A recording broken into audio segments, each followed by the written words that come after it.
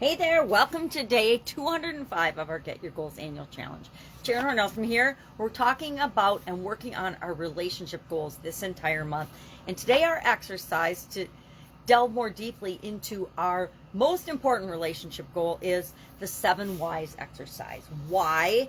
And we ask the question why. We first define our goal. And I make a little worksheet in my journal every time I do this exercise, and I just say, okay, what is my goal? And then I put why, and then 1, 2, 3, 4, 5, 6, 7. And then I usually have a little space where I highlight or I do lessons learned from doing the exercise and asking the question why. And I've shared, I got this from Dean Graziosi, who it turns out it came from Toyota and their production plant, and it was and is part of their, which is right near and dear to my heart, process analysis and problem-solving root cause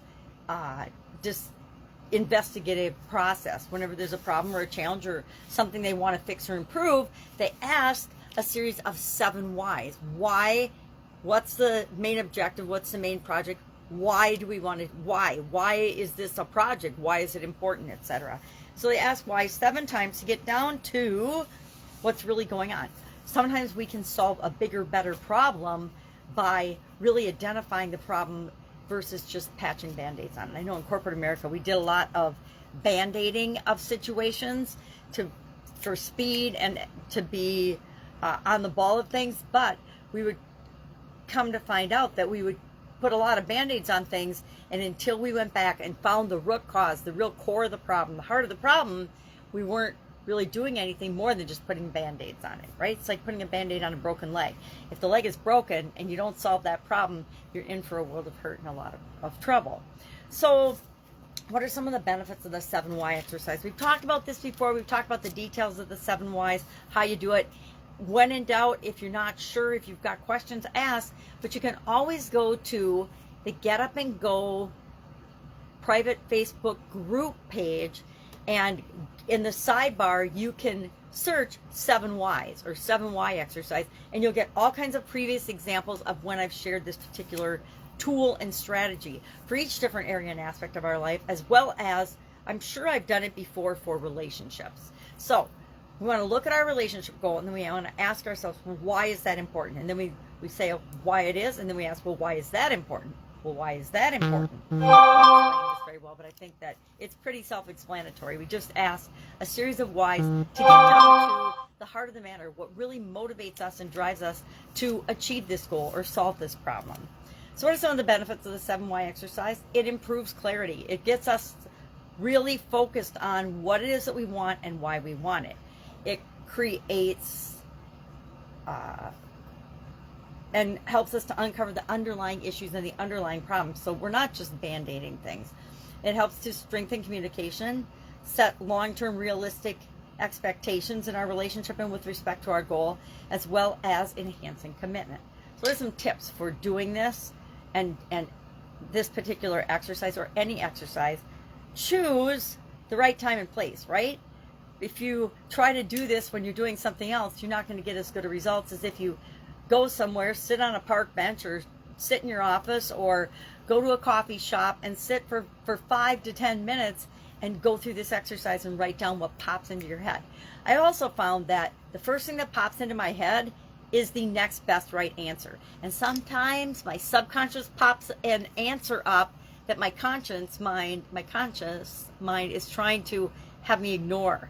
So usually if I get a whole bunch of stuff flooding into my head, I try to think about, well, what came up first, and I put that and then dig more deeply on that particular track. Because guess what? Just like roots of a plant and root cause analysis and root cause of something, there might be a lot of different roots tangling together that result or cause different situations and problems and challenges. So we want to really follow one at a time and knock them off.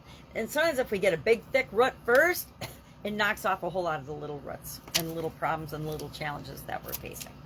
So choose the right time and place. Be patient and curious, right? I love doing this exercise because when I first started doing it, I used to do a series of 5 whys. I learned that in the 80s, early 90s from one of my mentors or coaches. And they said, well, you just really get down to it by asking 5 whys. Remember, I learned this, actually, I was exposed to it from Dean Graziosi.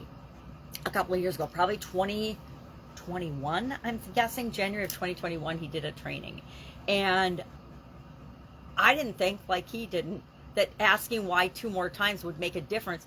But it made a huge difference, and it has in every time that I've added and used it now. And that's why I'm a proponent and fan of this particular tool. So be curious about it. I was curious, so I thought, well, I'll just try it and see if it makes a difference. And it totally did. It brought up stuff from like when I was in 1st and 2nd grade that I didn't even remember had ever happened. So to me, I think proving something to ourselves and using it and getting value out of it ourselves is the most convincing way to decide if something's for us or not. Avoid blaming and judgment, right? If we blame something outside of ourselves, or if we blame something else or somebody else, or judge our feelings, we're not going to get as good a results as if we just fly through the process. And finally, embrace the insights and the knowledge and the wisdom and the stuff that comes up, and be grateful for it. Even if it's a painful thing that comes up, guess what? You can look at that painful experience from when you were in 2nd grade and say, yeah, I can see why that upset a 7 or 8 year old, I guess 1st grade, 2nd grade, 7-year-old little girl. But at 61, 62, 63, should that still be bothering me? Yeah, probably not. A whole lot more has happened to me that's a lot worse and a lot more dramatic than what happened in 2nd grade. All right, so what's our action item today? Our action item is, of course, to look at your most important, I'm saying it doesn't have to be your most important, but look at one of your relationships and ask yourself, and pick a goal for that area and say, why is it important to me? Maybe it's to spend more time with your granddaughters or your grandchildren or your kids. Maybe it's to spend more time with your significant other. Maybe it's to improve the communication with your significant other. Whatever your goal is, pick it and then ask yourself, well, why do I want that? And then you'll get an answer, and then you ask, well, why do I want that? Why is that important to me? Well, why do I want that? And all of a sudden you nail down to what's really, truly core and important to you in that particular relationship goal. And that's what we're going to do today. Any help with this? Again, ask questions, talk to one another, use the private group page, because there is a ton of information in there. This particular tool has been covered at least, my gosh, I don't even know how many times in there. Probably well over a dozen times, probably 2 dozen. That means there's that many examples of me going through this exercise. I'm not doing it today because I've done it so many other times. I'll do it next month. I'll go through and I'll share my 7 whys. I'm going to actually do my granddaughters, I think. I obviously have not done mine yet. It's part of why I'm not going to share it. But I think I'm going to do my relationship with my granddaughters, and I'll set a goal for that, and then I will ask myself a series of 7 whys to figure out why at a core value, really root cause level, is that important to me.